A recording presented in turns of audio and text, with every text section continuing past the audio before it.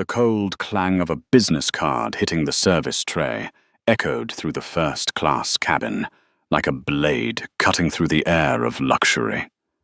Victor Grant sat upright, his gaze calm, yet razor-sharp, fixed on the attendant before him. On the small card, embossed letters gleamed under the cabin lights. Victor Grant, CEO. Grant Industries. A single sentence, brief and absolute, was enough to erase every sound. I just acquired controlling shares of this airline. The entire crew is terminated, effective immediately.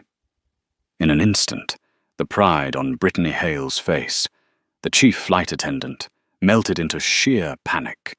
Passengers around froze, lowering their phones only after capturing the drama. Some sat in stunned silence. Others gasped in disbelief, unable to comprehend what had just unfolded before their eyes. Power, usually invisible, had suddenly become blinding, tangible in that very moment. But to understand the magnitude of this upheaval, we must step back to dawn breaking over Lake Michigan. Before becoming the center of an entire flight, Victor was simply a 46-year-old man, standing alone before the glass windows of his towering Chicago penthouse. The first light painted golden streaks across the lake, but inside him, that light carried the weight of resolve. Victor Grant was not born into privilege. After a tragic accident claimed the lives of his parents, the orphaned black boy grew up in the modest kitchen of his grandmother Pearl on the south side. There, between the scent of simmering stew and second-hand clothes, Pearl taught him one unshakable truth. Stand tall, Victor. You're no less than anyone, and no greater either. But remember, to get half, you'll have to work twice as hard. The boy etched those words into his soul, carrying them as a torch through life. Now, after sleepless nights at Northwestern, after days crashing on friends' couches to save money for his MBA, after thousands of moments being underestimated for the color of his skin, that boy had become one of only 8 black CEOs in the Fortune 500. But today, personal courage was not enough. Ahead lay another battle. The deal with Teknova in San Francisco, a tech giant, where the percentage of black employees was nearly non-existent. If successful, the deal could open the door to change across the American tech industry. If it failed, diversity efforts would once again be dismissed, as they so often had been. A quiet sound stirred behind him. "Your coffee, Mr. Grant." Doris Jenkins, his long-time housekeeper, placed the steaming cup on the table. "Thank you, Doris." Victor adjusted his Armani suit, not flashy, not loud, but precise, tailored like armor for the battlefield of commerce. His phone buzzed. The screen lit up with the smiling face of Layla, his daughter, a sophomore at Howard University, radiant despite the early morning. "Good morning, Dad. Just wanted to wish you luck with Teknova." Victor's lips softened into a smile. "Thank you, my little angel. How's the biochem project?" "Almost finished. Professor Williams thinks it might get published." Pride swelled in his chest. "That's incredible. Just like your mother." But at the mention of Ava, his wife, gone 5 years to cancer, Victor's eyes clouded, emptiness seeping in like the chill of dawn. "Are you okay, Dad?" Layla asked softly. He swallowed the knot in his throat. "Your mother would be so proud. I'll call after the meeting. I love you." "Love you too.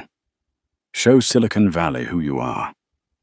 When the call ended, Victor closed his eyes, beginning his daily 5-minute meditation. In the stillness, he saw Pearl again, adjusting the collar of a young boy's jacket, reminding him that every success would cost double the effort. The intercom chimed. "Mr. Grant, Tara has arrived."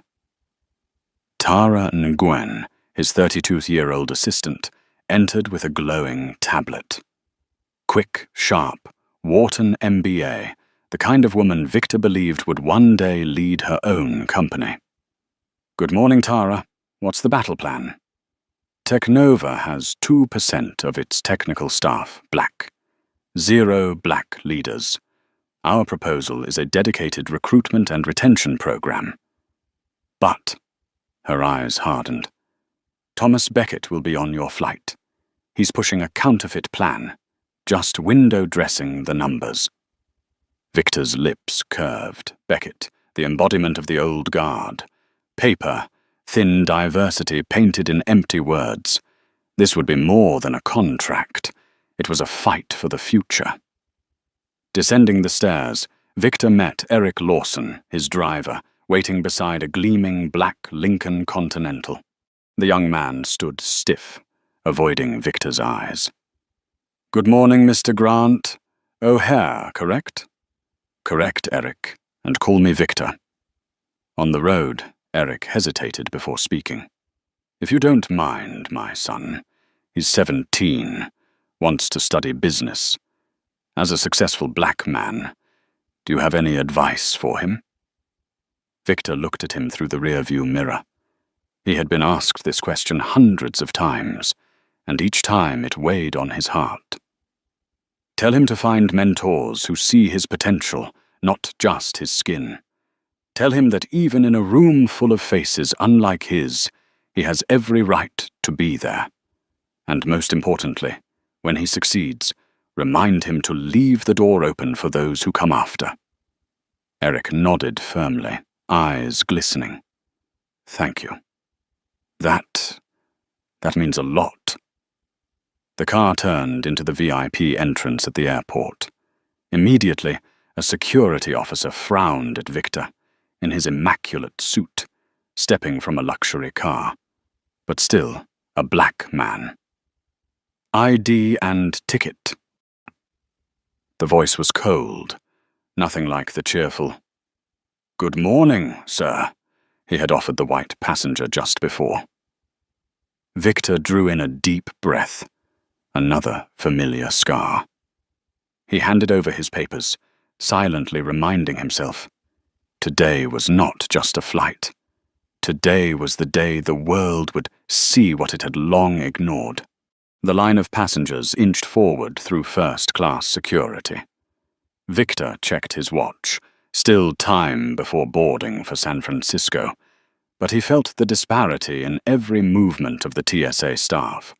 The white man ahead of him was waved through with a cursory glance, laptop untouched in his bag. When it was Victor's turn, the officer's eyes sharpened. He flipped the ticket, inspecting every detail as if Victor might have printed it in his garage.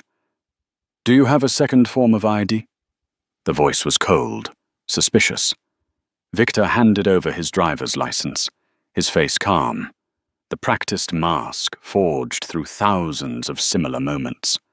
But inside, the familiar wave surged, the feeling of being treated as an outsider in the very world he helped build. "You've been selected for additional screening," the officer continued flatly. "Randomly." "Random," Victor repeated, his eyes flashing. But he stepped aside, lifting his arms as another agent began searching. People stared. Some quickly looked away. Others didn't bother to hide their curiosity. In that moment, a memory surfaced. Young Victor, wearing a borrowed suit for his first job interview, being stopped by a building guard and asked who he was delivering packages for. Decades had passed, but the script was the same. Only the stage had changed. Finally, he was cleared. On his face, a polite smile. In his chest, steel resolve. Today there would be no silent acceptance. Victor moved into the first-class lounge, a gleaming space of leather chairs, fine liquor, and glass walls reflecting wealth. He was reviewing his presentation on a tablet when a voice rose behind him. "Victor Grant, what a surprise to see you here." Thomas Becket. Tall, 53, broad, shouldered in a Brooks Brothers suit, carrying himself as though the room belonged to him. His smile never touched his eyes, just a polished mask. "Thomas." Victor nodded, shaking his hand. "Also heading to San Francisco?"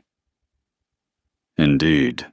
A meeting with Technova, I assume." Beckett's tone was slow, threaded with mockery. Victor remained steady. "It's an important opportunity. The future of technology is not just about products, but about people." Beckett smirked. "I've always admired the way you turn everything into a diversity issue. Very on brand." The words "people like you" dripped like acid.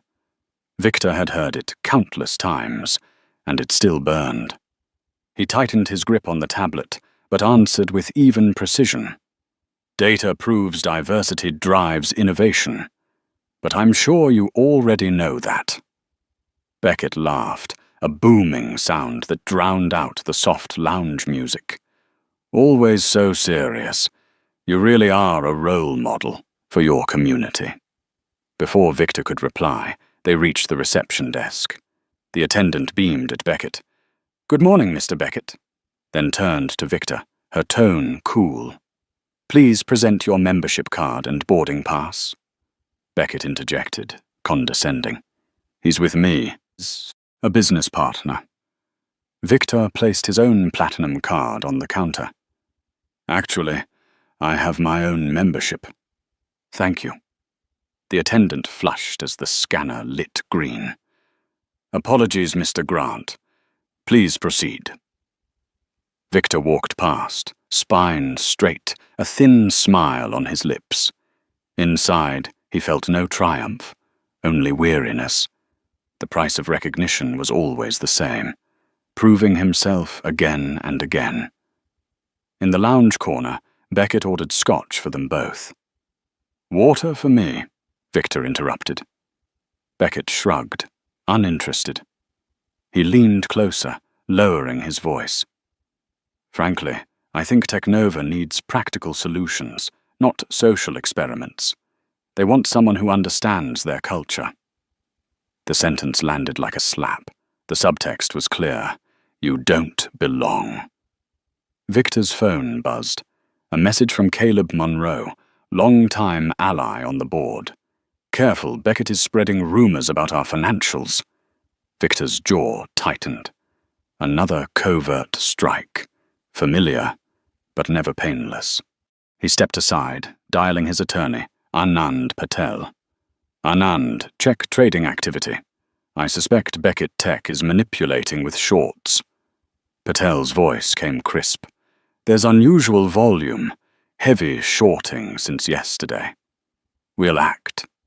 Victor ended the call, his eyes catching Beckett's from across the room. That face wore a faint, unreadable smile. The announcement rang out. "First, class passengers on Flight 2507 to San Francisco, now boarding." Beckett rose, adjusting his tie, voice smug. "Let's see who wins, Victor. Good luck." Victor followed, eyes cold, heart heavy but unyielding.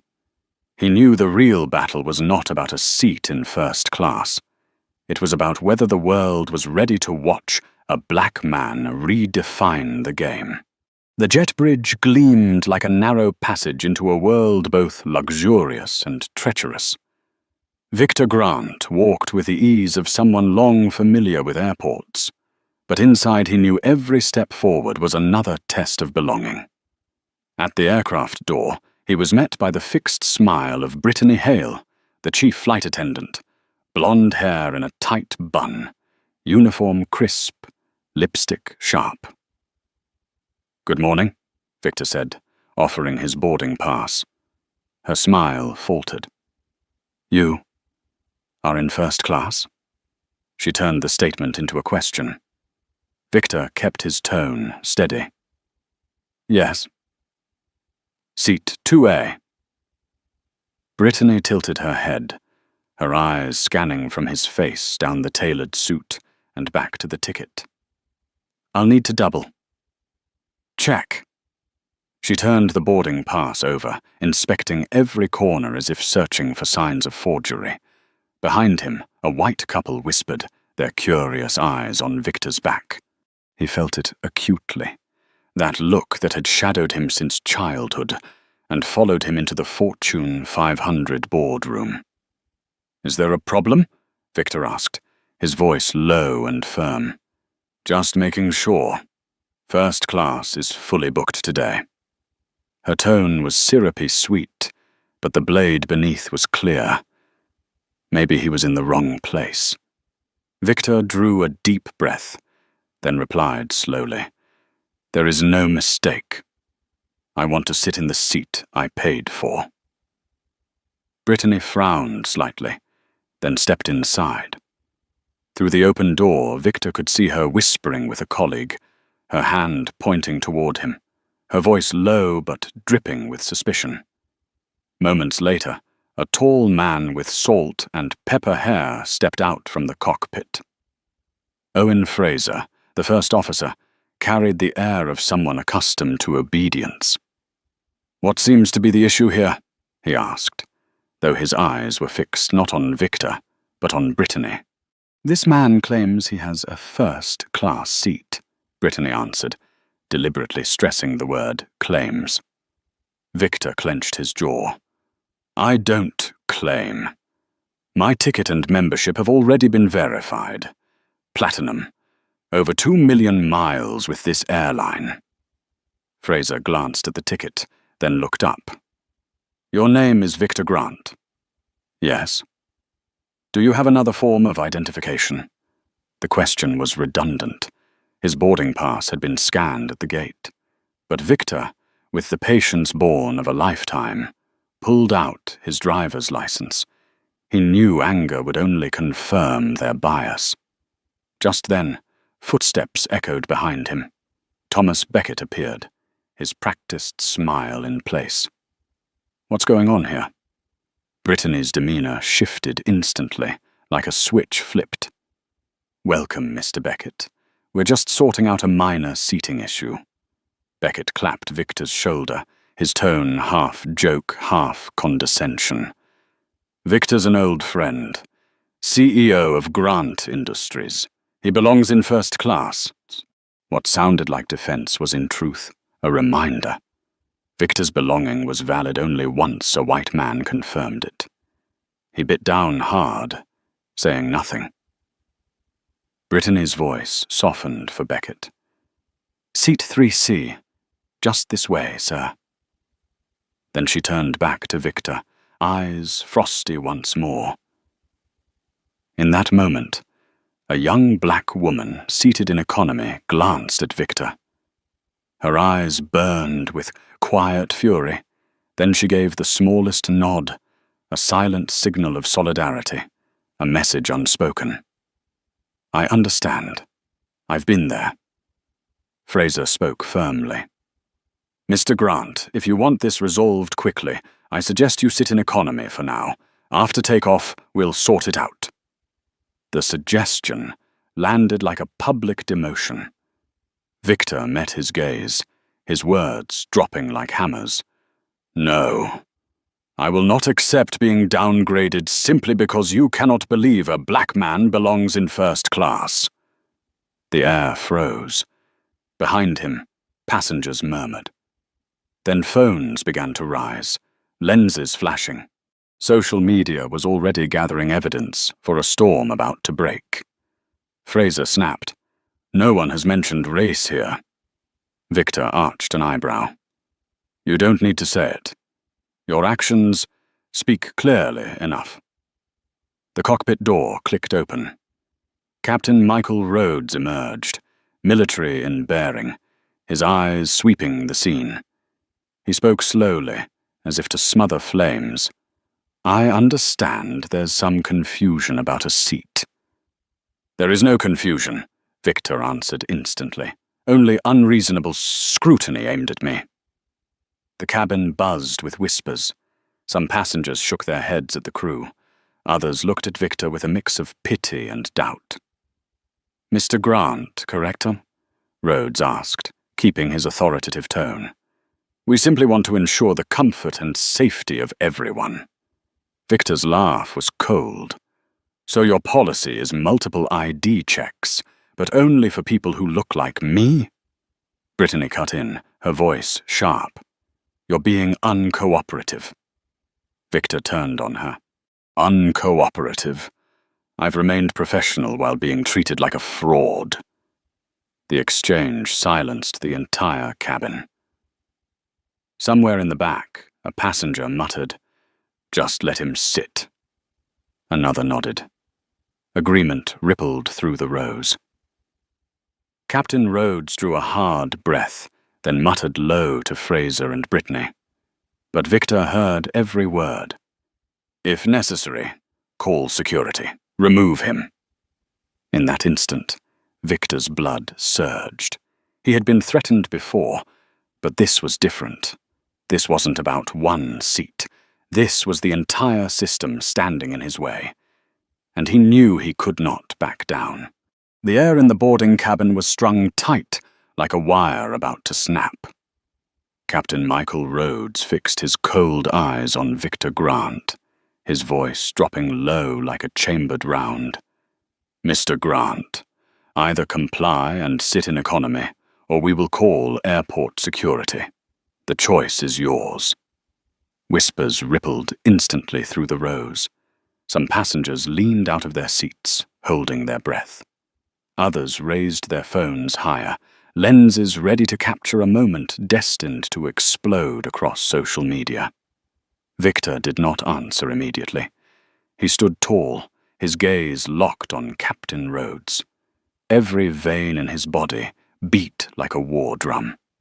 This was not the first time he had been threatened with security. From his days as a black student at Northwestern, stopped by campus police for looking suspicious, to the early years of his career when financial district guards trailed him step by step simply because he wore a suit but not a white face. Every time, power had been wielded like a club, meant to make him bow. But today, he would not bow. Victor drew in a breath, then spoke loudly enough for every phone recording to catch every word. "You are threatening to remove me, simply because I dared to sit in the seat I paid for." The murmurs surged. A middle-aged white man in the row behind frowned, calling out, "Let him sit! He has a ticket!" A young woman nodded, and the agreement spread like a small wave. Rhodes clenched his teeth, signaling to Brittany Hale. Her face was taut with both embarrassment and fury as she snapped in a shrill tone, "Mr. Grant, you are obstructing the boarding process. Please comply or leave the plane." Victor gave a thin smile. "Obstructing? I haven't even left my place. You are the ones holding up this entire flight, because you cannot believe a black man belongs in first class." The words struck like a spark to tinder. A few passengers clapped lightly. Phones flashed. The hashtag #HatFirstClass. While black began spreading from within the cabin itself. But the crew did not yield. A woman in a business suit pushed through the crowd. Paula Kramer, an airline supervisor, wore a professional smile that could not hide the irritation in her eyes. "What's happening here?" Victor turned to her, his tone calm but steel, hard. "What's happening is that I've shown my ticket and ID multiple times. Yet somehow, I'm still treated like a fraud. They suggested I sit in economy, and now they threaten security. All because they cannot accept that someone like me belongs in first class. Paula's smile wavered. Surely this is just a misunderstanding, Mr. Grant. No one is discriminating here. Victor's mouth curved coldly. Then explain. Why am I the only one checked 3 times? Why is my ticket suspicious, while others are greeted with champagne and hot towels? For a moment, Paula's smile cracked. She shot Brittany a sharp look. But Brittany muttered under her breath, "Maybe he's just agitated." The word slipped into at least 5 cameras. A few passengers gasped audibly. Victor remained unmoving, not shouting, not flailing. His calm, that very calm, turned into a whip lashing their denials. "You think I'm playing the race card?" he asked, his voice low and cold. "No. I'm playing the only card that matters. The credit card that paid thousands for this seat." The atmosphere strained to breaking. Rhodes, red with anger, stepped closer. "If you do not comply immediately, I will have security remove you." This was the moment. Every cell in Victor's body screamed, "Do not yield, do not bow." Slowly, he pulled out his phone. A hush fell. "He's going to live stream?" someone whispered. But Victor did not open the camera. He tapped a contact, lifted the phone to his ear. "Marcus," he said, his voice ringing clear, every word echoing through the cabin. "Initiate Plan C. Immediately. I want controlling shares of Continental Airlines, whatever it costs." The cabin erupted in gasps. Rhodes froze. Brittany's eyes went wide. Paula paled. Phones shook as Twitter, TikTok, and Instagram notifications began chiming all at once. Victor went on, his gaze never leaving Rhodes. "Yes, Marcus. I know the board hasn't approved, but as the largest shareholder, I authorize the transaction. Do it now." He paused, silence slicing through the cabin, then added, "I'll expect confirmation in 5 minutes." Lowering the phone, Victor's eyes cut like blades. A terrible quiet blanketed first class. Everyone understood. They had just witnessed an unthinkable reversal. Rhodes stammered, You can't." Victor cut him off, his voice dropping like a hammer. "I can. And I just did." In that moment, the balance of power spun on its axis. The crew, once wielding the authority to eject a passenger, had become pawns about to be swept from the board. The short chime from Victor Grant's phone rang out, but it was like a death knell for the fate of the entire crew.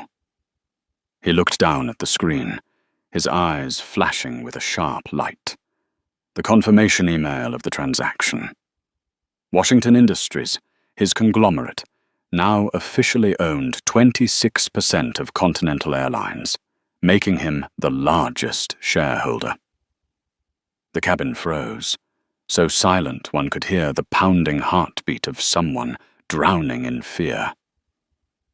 Victor turned the screen toward Captain Rhodes.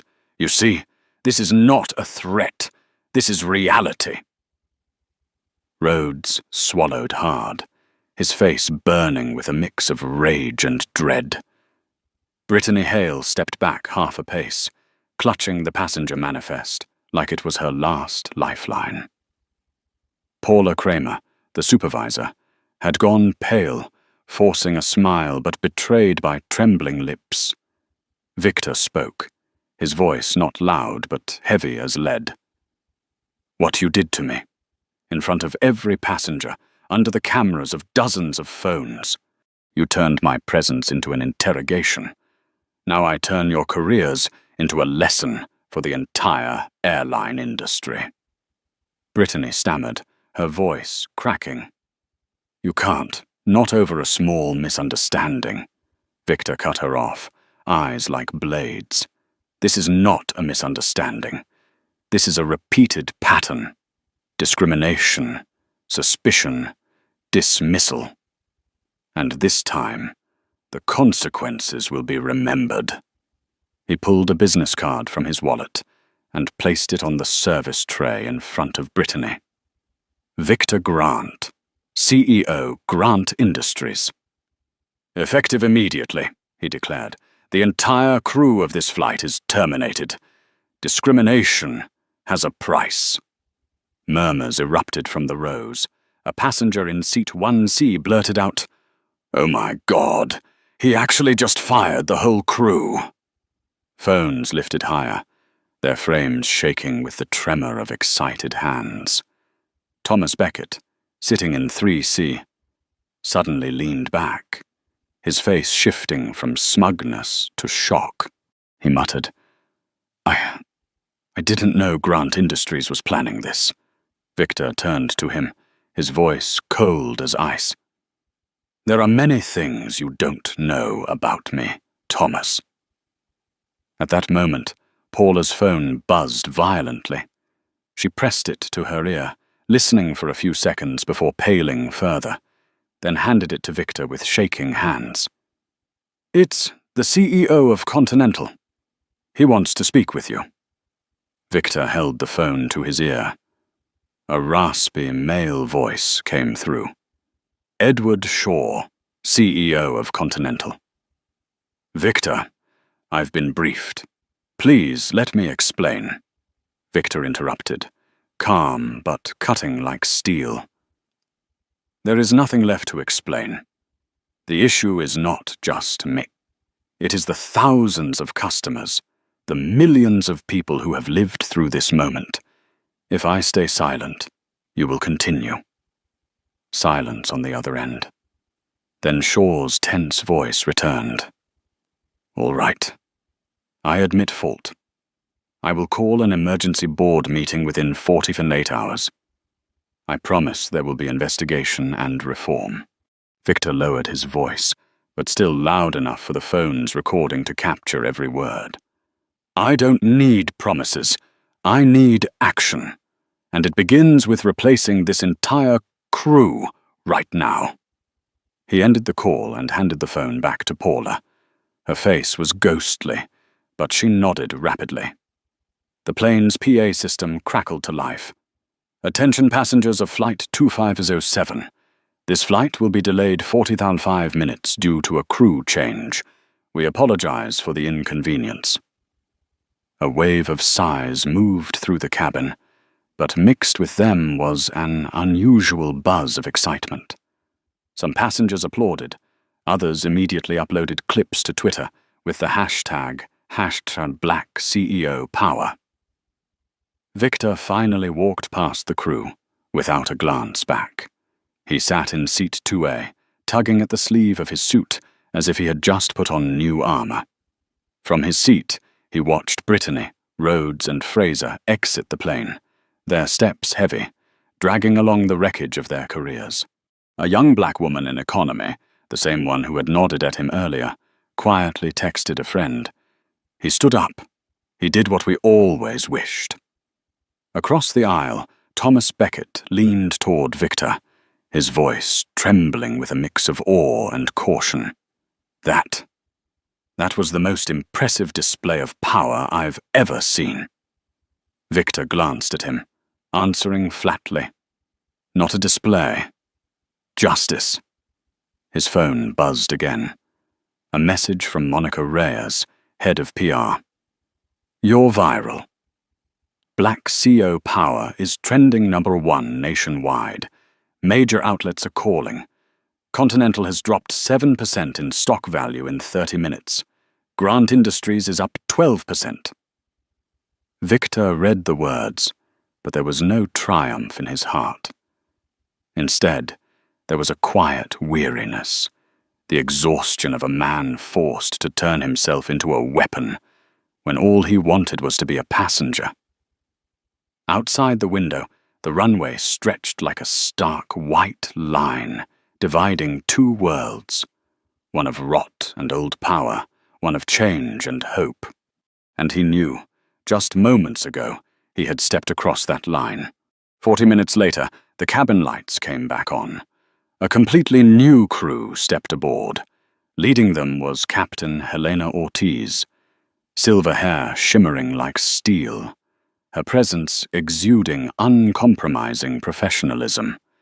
She stopped at seat 2A. "Mr. Grant," her voice was warm but firm. "On behalf of Continental Airlines, I apologize. We are ready to depart whenever you are." Victor looked up, his eyes weary but resolute. He gave a slight nod. "Thank you, Captain Ortiz. I appreciate your professionalism." A faint smile touched her lips before she turned back toward the cockpit.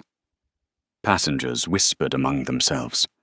Some discreetly snapped photos of Victor, others typed out messages, the hashtag #BlackCEOPower still exploding across Twitter. Victor leaned his head back against the seat, exhaling deeply. He did not feel victory, only the weight pressing down on his shoulders, the burden of being a symbol. His phone buzzed non-stop. A message from Monica Reyes, head of PR. "The video has surpassed 5 million views. Hashtag #BlackCEOPower is #1 nationwide. CNN, Bloomberg, EC, all want interviews. Continental stock has dropped another 10%. Grant Industries is up 15%. We are at the center of the storm." Victor closed his eyes. Behind those numbers, he saw only the stark truth. Justice arrives only when it collides with the pockets of those in power. His screen lit again. Layla calling. A short message followed. "Dad, you're trending on Twitter. I'm proud, but are you okay?" His throat tightened. He typed quickly. "I'm fine. Sometimes to stand tall, you must endure the storm. But I will not fall." The plane began to taxi onto the runway. Sunset light poured through the windows, painting the cabin in a somber shade of orange. A grey-haired man, weary but steady, rose and walked toward Victor. "Mr. Grant," he said softly. "My name is Samuel Bryant. My son is one of the very few black captains at Continental. I just wanted to thank you. What you did today will be remembered for a very long time." Victor gripped the man's hand firmly, nodding. "Tell your son I look forward to meeting him. Not to thank him, but to stand with him for change." Samuel smiled, eyes glistening. As he returned to his seat, Victor watched, his heart swelling with both warmth and bitterness. After so many years, they still had to give thanks simply because someone dared to say no to injustice. The plane reached cruising altitude. Meal trays rolled out. But instead of idle chatter, the cabin turned into an impromptu hearing. A Latina businesswoman shared, "In my own office, I've been mistaken more than once for the cleaning staff. I have to prove I'm the director of my own company." An Indian doctor stood, voice heavy. "Patients have refused me simply because of my skin color, no matter the degrees on my wall." Victor listened, each story etching itself into him like marks carved into stone. This was no longer a private moment. This was the echo of millions of voices long ignored. Across the aisle, Thomas Beckett sat quietly, making frantic phone calls. His muffled words leaked out. "Stock falling, diversity numbers must act immediately."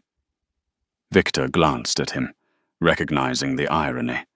The very man who once mocked him was now scrambling to salvage his company's image. Yet instead of satisfaction, Victor felt only fatigue.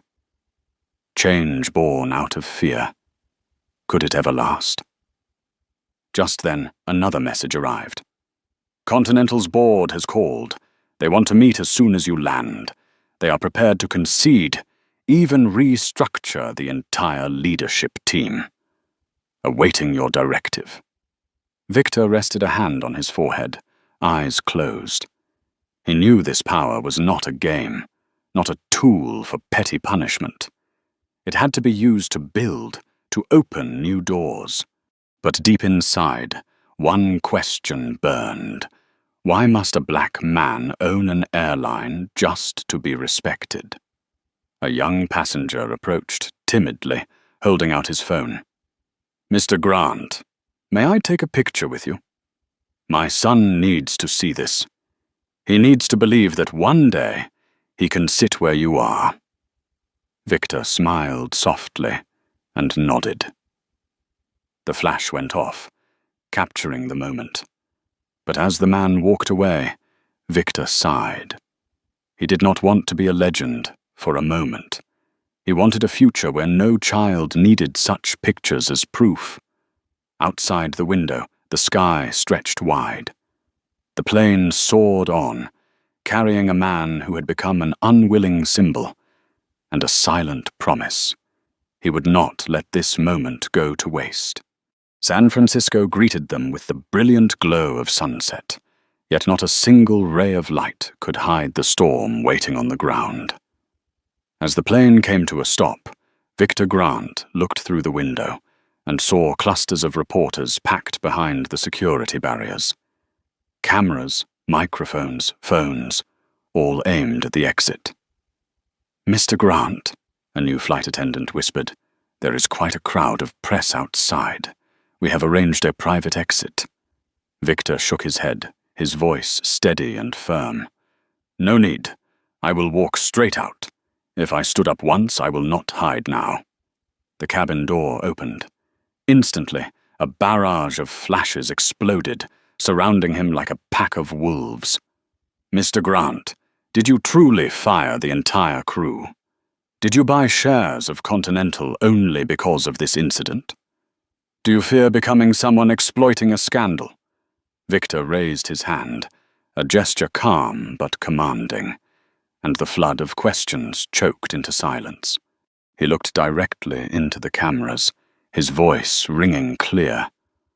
What happened today is not just my story. It is the story of millions who have been doubted, dismissed, simply because of their skin or their background. The only difference is that I have the resources to respond. But justice should not depend on the power of one individual. It must be the natural right of everyone. His words dropped like a stone, and silence blanketed the crowd for a few seconds. Then, almost at once, dozens of microphones were pushed higher. Hands trembled, knowing they had just captured a statement destined to be tomorrow's headline. Victor moved forward. Around him, passengers from the same flight stepped up to shake his hand, murmuring, "Thank you." Some even live-streamed on the spot, turning the moment into a global wave. At the luxury hotel where Victor was staying, another surprise awaited. Initially, the meeting with Teknova was scheduled at their headquarters, but as he entered the lobby, CEO Vivian Cho was already waiting, along with her entire senior leadership team. "Mr. Grant," Vivian began, her voice a mix of tension and respect. "We thought it would be better to meet you here. Private, safe." Victor observed carefully. He saw the calculation behind her smile. Teknova was wary of being dragged into scandal. Yet he also recognized an opportunity. The board had just shifted. They entered the conference room.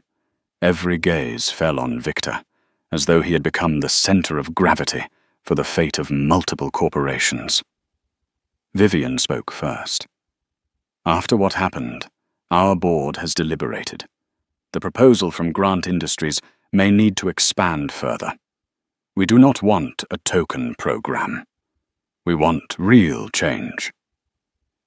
Victor sat still, not replying immediately. He let the silence stretch, a tactic honed from hundreds of negotiations. That silence forced them to reveal more. Across the table, Thomas Beckett was also present. But gone was his swagger from the morning. He now looked deflated, eyes glued to his papers, hands restless. Vivian continued, slower this time.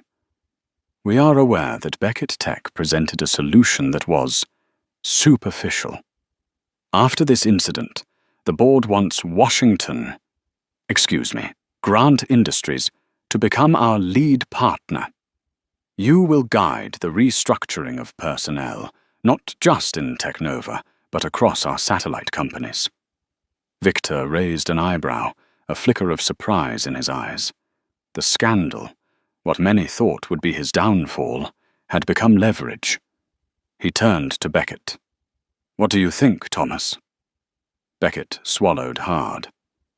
I admit my company has not done enough. Perhaps it is time for change. I am ready to cooperate. The room stirred. A man who once dismissed the very idea of diversity, now forced to concede in public. Victor nodded slightly, then swept his gaze across the table. If you want change, it must go all the way, not numbers polished on a report. It must be scholarships. It must be mentoring. It must be real paths for advancement. I will take part, but only under one condition: absolute transparency. Data public. Results public. No tricks. Vivian Cho smiled, this time more genuinely. We agree. When the meeting ended, the Technova executives departed, leaving Beckett lingering behind. He spoke softly to Victor, his voice a confession. I should have spoken when they stopped you at the airplane door. But I stayed silent. I am sorry. Victor met his eyes. What matters is not today's apology, Thomas. What matters is what you will say and do tomorrow. Allies are not made in a moment. Allies are a process. Beckett nodded, his face shadowed with uncertainty. Would this be true change, or just another mask? The answer would come with time. That night, as Victor stood by the hotel window, the lights of San Francisco stretched out like a sea of stars. He felt it clearly. A new battle had begun. He had turned humiliation into leverage. Yet the sense of triumph mingled with a deep exhaustion. He whispered, almost to himself, "It is not I who won. It is justice that was given a chance to speak." Outside, social media still burned with frenzy. But inside that room, there was only one man standing silent, carrying the resolve that tomorrow he would not just defend his own dignity, but carve a path for those who had never been given the chance to sit in first class. At dawn, as San Francisco began to stir, the emergency boardroom of Continental Airlines was already prepared. The tense faces of executives appeared one by one, some on screens, others in person. The air was thick with unease when Edward Shaw, CEO of Continental, began, "Mr. Grant, we are fully aware of the weight of this situation. The stock has dropped another 15% overnight. Social media is flooded with the hashtag Black CEO Power. Without decisive action, Continental will lose all market trust." Victor sat at the head of the table, back straight, hands clasped. He remained silent, letting their words echo through the room. Silence, yet more commanding than the strike of a gavel. Another board member spoke, voice trembling. "We have been meeting all night, and we would like to negotiate with you. Instead of confrontation, we hope for cooperation. You could help us reform the system, turn Continental into a model of diversity and fairness." Victor raised an eyebrow. That word help sounded like a sedative, but he knew the truth. They needed him. They needed more than capital. They needed his presence to save a sinking brand. He answered slowly, "I will not become your media shield. If I get involved, it will not be about appearances. It will be real restructuring." The screens buzzed with whispers. An executive objected sharply, voice hard. "You demand too much. We only need you to ease this crisis, not dictate terms." Victor turned his head, eyes locking on the camera. "Too much? You think a half-hearted apology erases the humiliation experienced by millions of black customers? You think a press release is enough? No. If you do not change at the root, then trust me, the market will do it for me, and it will be far more ruthless." His words struck like thunder. The room froze. Edward Shaw took a deep breath, then slowly nodded. "Then what are your conditions?" Victor opened his tablet, the glow of the screen cutting across his face like a blade. "First, every recruitment, promotion, and disciplinary process must be audited, with quarterly data made public. Second, a scholarship fund for aviation will be created, named after my grandmother, Pearl Grant, to open doors for young people from underrepresented communities.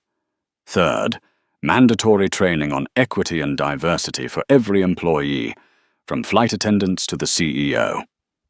He paused, eyes sweeping over each face. "And finally, I will hold an observer seat on the board. Not to monitor from afar, but to be present at the center of every decision." A ripple of protest rose. A marketing executive shouted, "This is a takeover. He wants to control the company." Victor's gaze sharpened, his voice cutting like steel. "No, I want to save it. If not, then you are the ones letting it collapse." At that moment, Victor's phone buzzed. He placed it on speaker. The voice of Monica Reyes, PR director, filled the room. "Mr. Grant, CNN is broadcasting live. The story has become the top headline. Continental is facing nationwide boycott calls. More than 30 investment firms have announced suspension of cooperation until changes are made. How should I respond to the press?" Victor did not look at the phone. He looked directly at the board. "You heard her. This is no longer a proposal. This is survival." Silence. Then Edward Shaw finally nodded, his voice heavy. "Very well. We accept. Continental will change. You will lead the way."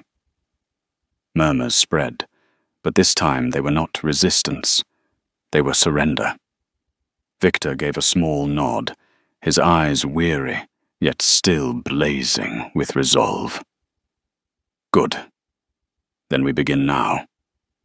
I do not want a meeting of promises. I want an action plan within 7 days." When the meeting adjourned, Victor stood before the massive glass window overlooking San Francisco Bay. The sky was a clear blue, birds gliding freely in the wind, never questioned for the color of their feathers. In that moment, he remembered Pearl's gaze years ago as she straightened the collar of young Victor's shirt before his first day of school. "Stand tall, Victor. Do not let anyone make you bow your head." Today, he had stood tall, not just for himself, but for countless others who had never been allowed to step into first class, on airplanes and in life. 6 months later. O'Hare Airport, Chicago. The departure board glowed with the next Continental Airlines flight to Los Angeles. Victor Grant wheeled his suitcase toward the first-class gate. The atmosphere here was different now.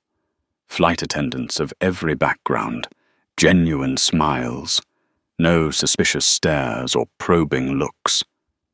A young woman with her curly hair tied high stepped forward, her smile bright. "Welcome, Mr. Grant. We're honored to serve you today." Victor nodded, a quiet wave of relief rising inside him. 6 months had passed, and yet the change was already visible. Behind it lay hundreds of hours of negotiation, dozens of heated meetings, and thousands of small but steadfast decisions. Inside the first-class cabin, Victor settled into the familiar seat, 2A. He leaned back, remembering the moment 6 months earlier, the same seat. But then it had felt like an open wound. Now the air was calmer. But the scar remained, reminding him that victory was not the end, only the beginning. The cabin door opened. A familiar figure stepped in, no longer in a flight attendant's uniform, but in the plain clothes of a passenger. Brittany Hale. The air seemed to freeze. Their eyes locked.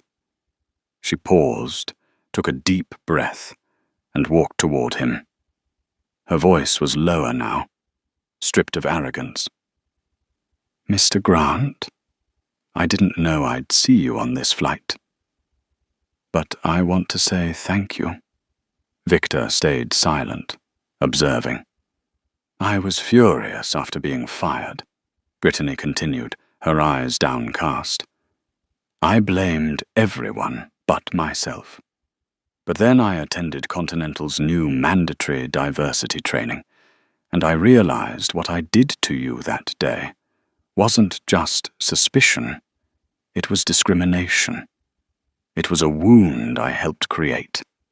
She paused, pulling a business card from her pocket. "Now I'm training to become a diversity educator for the airline industry. I want to use my own mistakes to make sure others don't repeat them." Victor looked at the card, a swirl of emotions rising. The old anger still lingered, but so did recognition of the sincerity in her eyes. "Real change doesn't begin with excuses," he said slowly. "It begins with admission. If you've taken that step, then keep going. But remember this. Don't call it a favor. Call it responsibility." Brittany nodded softly. "I understand. Thank you for not turning your back." She walked away, leaving behind a heavy silence. Victor watched her go, wondering, could personal redemption ever be enough to change a whole system? Perhaps not, but it was a start. The flight took off. When the plane leveled, another familiar face appeared at Victor's seat. Keisha Porter, the young black woman who had once nodded to him in solidarity from economy class. But now Keisha was no longer a passenger. She wore a tailored business suit and a shining nameplate. Director of Customer Experience, Continental Airlines. "Mr. Grant," she smiled, pride glowing in her eyes. "I wanted to greet you personally. I'm flying with the team today for a meeting in LA on customer experience reform." Victor stood, shaking her hand firmly. "You've come a long way." Keisha grinned, her voice steady with hope. "Thanks to you. After the incident, I reapplied. This time, they saw me not as a second attendant, but as a leader. And I promise I won't let any passenger go through what you did." Victor was still. A flicker of hope pushed through the heaviness in his chest. Yes, real change was happening. When the plane landed in Los Angeles, Victor stepped off the jet bridge. Waiting there was Captain Samuel Bryant, Jr., the son of the gray-haired man who had shaken Victor's hand 6 months before. In his crisp pilot's uniform, he stepped forward and gripped Victor's hand firmly. "Mr. Grant, my father told me everything. I'll be flying the inaugural Pearl Grant Scholarship flight next week. I want you to know, what you did opened the door for me, for us." Victor looked into his proud eyes. For a moment, he saw his younger self, a skinny black boy, stopped at the gates of a school just because he didn't look like a college student. And now, the next generation had stepped into the cockpit. He smiled, his face softening at last. "Fly high, Captain Bryant. Fly for all those who were never allowed to lift their heads." On his way out, Victor looked back at the bustling terminal. 6 months ago, this place had been the scene of humiliation and fury. Now, it was proof of the power of refusing to back down. In his heart, he heard Pearl's voice. "Stand tall, Victor. No one is better than you, and you are less than no one." He gave a small nod, as if to answer. I stood tall, and I will continue. 1 week later, the grand hall of the Los Angeles Aviation Academy blazed with light. On the stage, a brand new banner hung high, the launch of the Pearl Grant Scholarship. The first Continental Airlines scholarship program for young people of color and minority communities pursuing careers in aviation. Hundreds of students, parents, journalists, and guests filled the room. All eyes turned to the man sitting in the front row, Victor Grant. Today he was not wearing his usual Armani suit. He chose a simple navy suit, a black tie. To him, this was not a ceremony of power, but a ceremony of opportunity. The host invited Victor to the podium. Applause thundered. He walked forward, back straight, but inside, waves of emotion surged. When his hand touched the microphone, he paused, letting the silence settle, letting people truly see him, not as a CEO, but as a man. 6 months ago, he began, his voice warm and deep. I was asked to leave a first-class seat I had paid for. You saw here. Because some people could not believe that someone like me belonged there. But I refused to bow my head. I stayed, and I fought. He stopped, looking toward the rows of students in front, their eyes glowing, reliving that moment. But today, we are not here to retell a confrontation. We are here to open doors. The Pearl Grant Scholarship is not just tuition. It is a promise that no one should ever be asked, "Are you sure you belong here?" simply because of their skin or their background. You, future pilots, engineers, executives, belong to this sky. From the very beginning. Applause erupted again, this time mixed with glistening tears. A young black student, about 18, gripped her friend's hand, lips trembling as if she wanted to shout, "That's right!"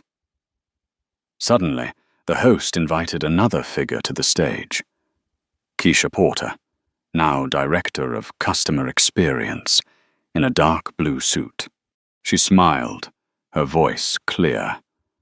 "Ladies and gentlemen, I want to introduce someone special, someone who witnessed and dared to act on that day.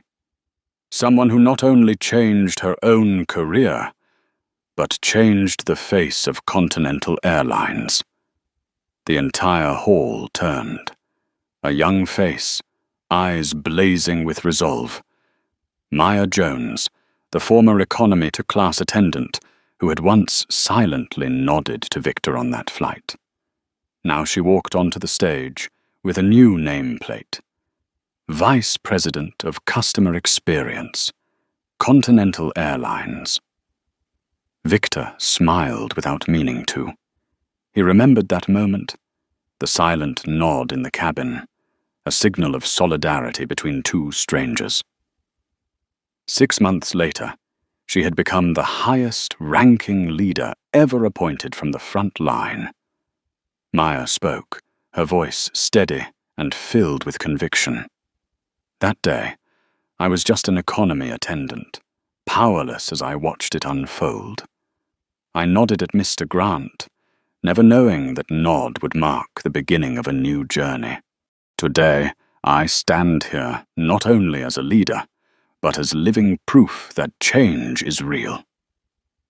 The hall rose to its feet, applause rolling on and on. Victor felt his eyes sting. When the ceremony ended, a young man approached. On his shoulders was the crisp uniform of a trainee pilot, a gleaming nameplate. Captain Samuel Bryant, Jr. The son of the grey-haired man who had shaken Victor's hand on that plane 6 months ago. "Mr. Grant," he said, his voice clear and strong, "I will be the one flying the inaugural Pearl Grant Scholarship flight next week. I want you to know, what you did that day was not just for yourself. It was for all of us, who have always had to prove we deserve every inch of this sky." Victor gripped his hand tightly. "Fly high, Captain Bryant. Fly for all those who were forced to sit in second-class seats in life." That night, away from the flashing cameras, Victor returned to his Chicago penthouse. He stood before the glass window, watching the city lights shimmer on Lake Michigan. In his mind, Pearl's voice echoed again. "Stand tall, Victor. No one is better than you, and you are less than no one. But remember, to get half, you must do double." Victor smiled faintly, a tear glinting in his eye. "Grandma, today I did double. But tomorrow, I want the next generation not to have to. I want Layla. I want those students out there to fly only with their own wings." His phone buzzed. A message from Layla. "Dad, Professor Williams invited me to present my research at the national conference. I'm soaring, Dad. Because of you." Victor read the words, warmth flooding his chest. He knew this was the true victory, a new generation rising, no longer forced to prove their worth beyond their own talent. Outside, the city blazed with light. Insia. A rare calm settled over him. He had turned humiliation into legacy. From the moment he was pushed from a first-class seat to today, when hundreds of students were placed into the cockpit of the future, the journey closed with a message both simple and eternal. Stand tall, not to confront, but to clear the way for a generation. You've seen it yourself, from a single first-class seat questioned with doubt, Victor Grant turned it into a symbol that changed an entire industry. But the true importance was never about shares, power, or the spotlight of the media. It lay in the single choice he made in that moment. To stand tall, not to bow his head. The question now is no longer for Victor. It is for you. If one day you were pushed out of the place that rightfully belonged to you, not because of a mistake, but because of prejudice, would you walk away in silence, or would you stay and change the entire room? If this story touched you, hit like to spread the message, share so that more people can see it, and don't forget to subscribe so you won't miss the next journeys, where justice is ignited from moments that may seem small. And before you leave, drop a comment below. Have you ever stood tall in your own life? We want to hear your story.